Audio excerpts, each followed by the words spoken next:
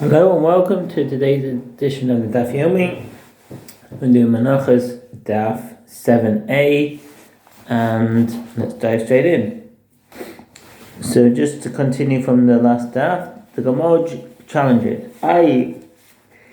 if the placement of a handful inside the service vessel completes the rite that begins with the handful's removal, then even if the handful is removed by an unfit individual who has not yet sanctified it in a service vessel, until the vessel designated for the handful, when he returns a handful to its former place in the service vessel that contains the meal offering, it should be sanctified, as it is now placed inside the service vessel, and it should therefore become disqualified.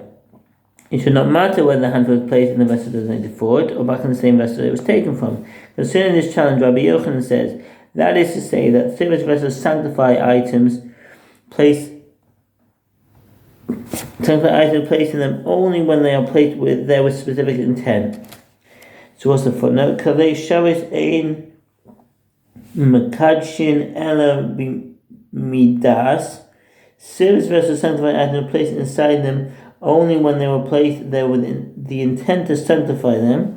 And according to the opinion of Rabbi Yochanan, that's in the Rambam, Sefer Hilcha Pesulim Magdoshin 320, that they may be sanctified by that vessel. Since the priest does not return the handful to the vessel containing the meal offering with such intent, the handful is not disqualified, because the rite was not completed. The Gemara asks, but it may be inferred from the statement that if items are placed into service vessels with intent, the service vessels sanctify them, Hamidas Makachin V'chulu.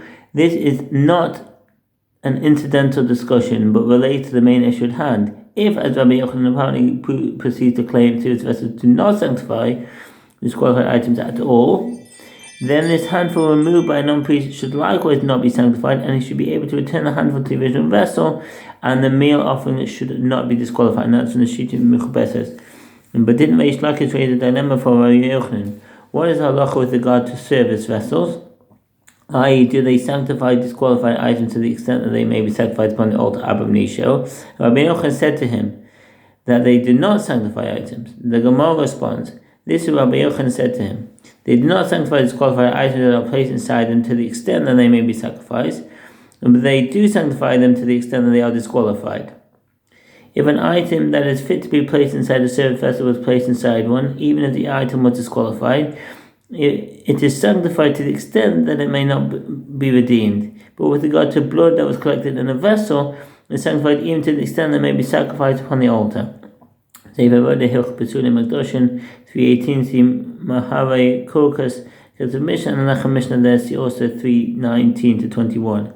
Rav Amam says, even if service vessels sanctify items with that specific intent, it is possible to return a handful to the meal offering without the vessel sanctifying the handful, such as in a case where he returned it into a heat bowl and the visa.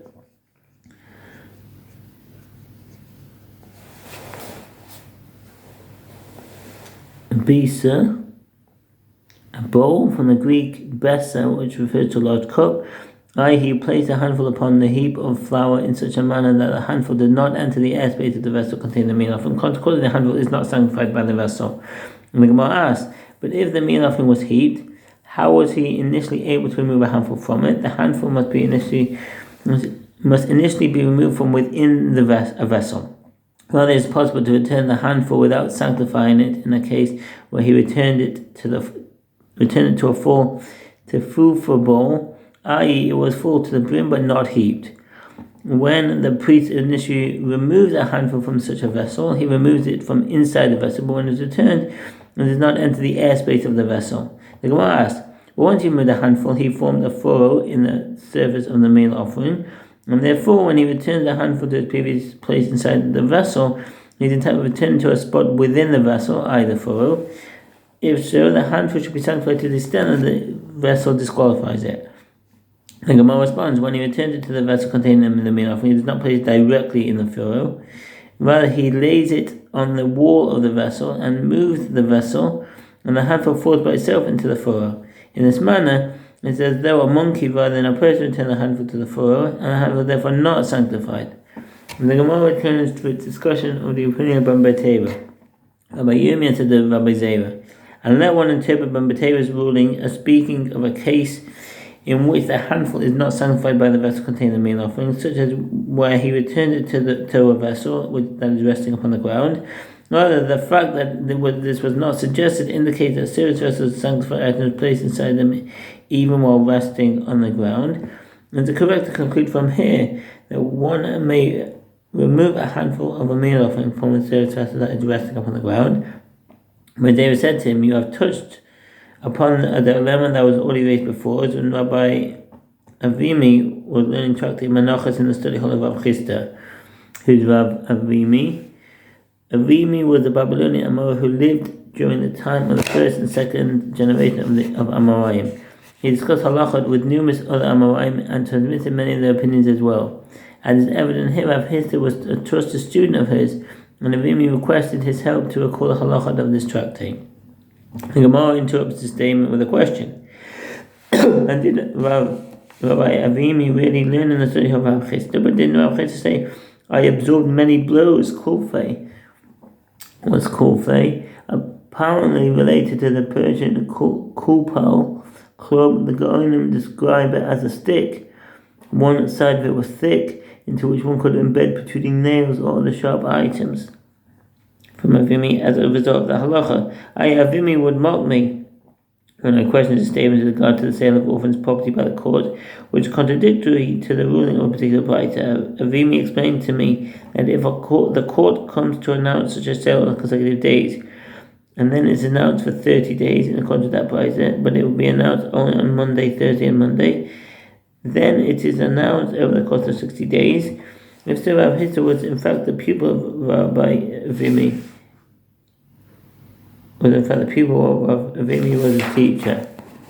The Gemara answers, Avimi was in fact the teacher, but Tractate Menachos was a ruler for him.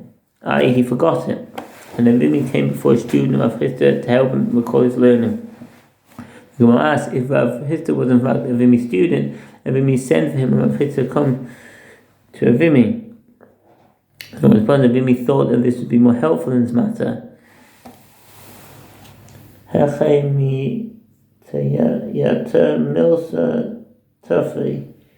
According to Rashi, Avimi was employing the principle of "I have labored and I have found." Megillah 6a. Even one exiles himself from his dwelling and undertakes hardship to seek out the Torah. That effort itself aided him in his Torah study or Zurah.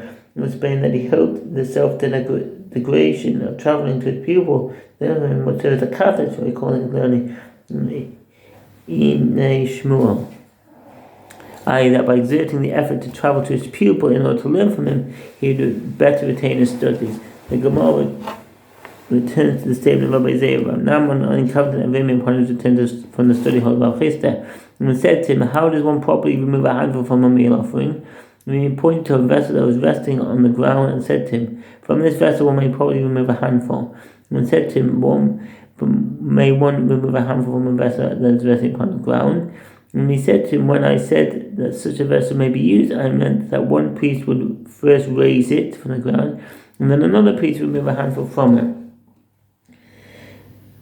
The Magbei Kohen. The priest removing the handful from the vessel cannot be the one who raises the vessel from the ground, as the removal of the handful must be performed with the priest's right hand, and the vessel must also be raised with his right hand. Now this is a requirement with regard to temple service in general. Therefore, an additional priest is required in Tosfot his Zoniot. The Gemara returns to the statement of Rabbi Zera. Naaman encountered Avimi upon his return from the study hall of Rav Chisda. Naaman said to him, "How does one properly remove a handful from a meal offering?" Avimi pointed to a vessel that was resting upon the ground and said to him, "From this vessel one may probably remove a handful." Naaman said to him, "But may one remove a handful from a vessel that is resting upon the ground?" Avimi said to him, "When I said that such a vessel may be used, I meant that one priest would first raise it." I said that already. Two footnotes are the same. From the ground, another piece remove a handful from Rav. Naaman proceeded to ask Rav Avimi another question. How does one properly sanctify meal offerings? Avimi pointed to a vessel that was resting on the ground and said to him, "The priest places it into this vessel." Naaman again said to him, but can one sanctify a meal offering in a vessel that is resting upon the ground? And Rimi said to him, when I said that such a vessel may be used, I meant that another piece would necessarily raise it from the ground, and only then would the meal offering be placed inside it. Naaman said to Avimi, if so, then you require the involvement of 3 priests. You require the involvement of 3. The commentary to the Gemara follows the opinion of Rabbi Gershom or Hagora. Naaman is referring to the sanctification of a meal offering and the subsequent removal of a handful from that meal offering. According to the version of the Gemara that Rashi had, the Gemara is discussing a case where 2 priests are required to hold 2 service vessels, while 1 priest performs both the removal of the handful from the vessel containing the meal offering as well as the sanctification of the handful by placing it into a second vessel. Some commentators note a difficulty with regard to Rashi's explanation. It is not essential for 2 priests to raise the 2 service vessels, as it would suffice for 1 priest to lift up the first vessel containing the meal offering, at which point the second priest would remove a handful from it, after which the first priest would set down the first vessel and raise the second vessel, into which the second priest could place the handful and sanctify it. And that from Tosfot is Zoniot.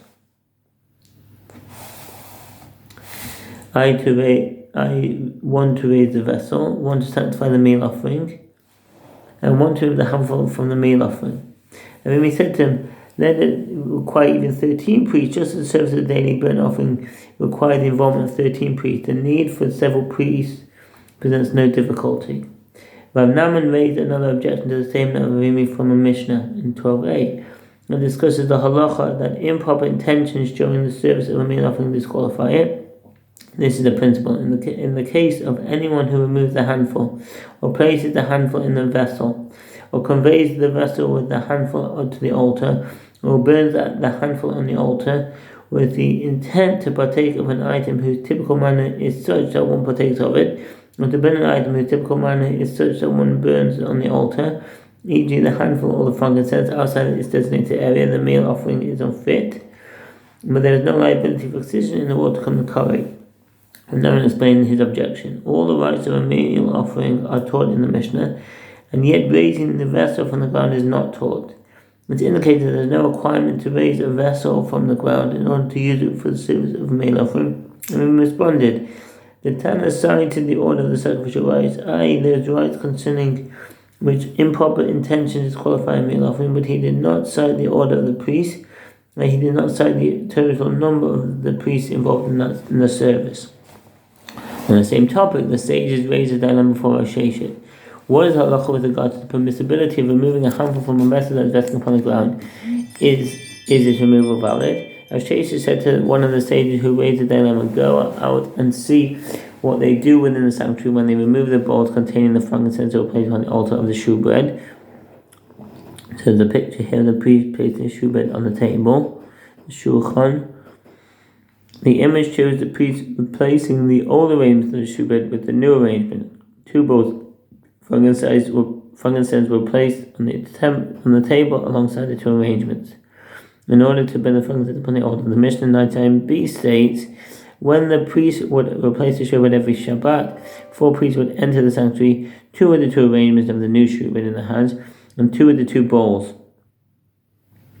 Bezichin bowls. Some commentators explain that these are actually large spoons, bowls with handles. The basis for this interpretation is the Aramaic translation of the phrase 1 spoon, Numbers 7:20, as one Rabbi Avadia Bartanor Tatzvot Yom Tov. And there's another footnote here. How was the shewbread arranged upon the table?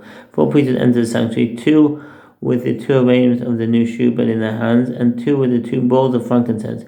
4 other priests would enter the sanctuary before them, 2 to remove the 2 arrangements of the old shewbread, and 2 to remove the 2 old bowls of frankincense.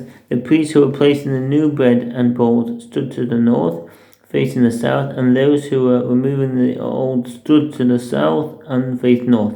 The priests standing to the south would pull the shewbread toward them, while those standing in the north would simultaneously push the new shewbread into position, so that they would immediately replace the old shewbread in order that the table would never be without shewbread. And that's Roman Sefer Avoda, Hilchot Timidim Mustafim 5:4. And the 4 priests would precede them and enter the sanctuary before them, 2 to remove the 2 arrangements of the old shubed and 2 to remove the 2 bowls of frankincense. That's the end of that onward. Thank you very much for joining me, and I wish you a very good day. All the best. Bye.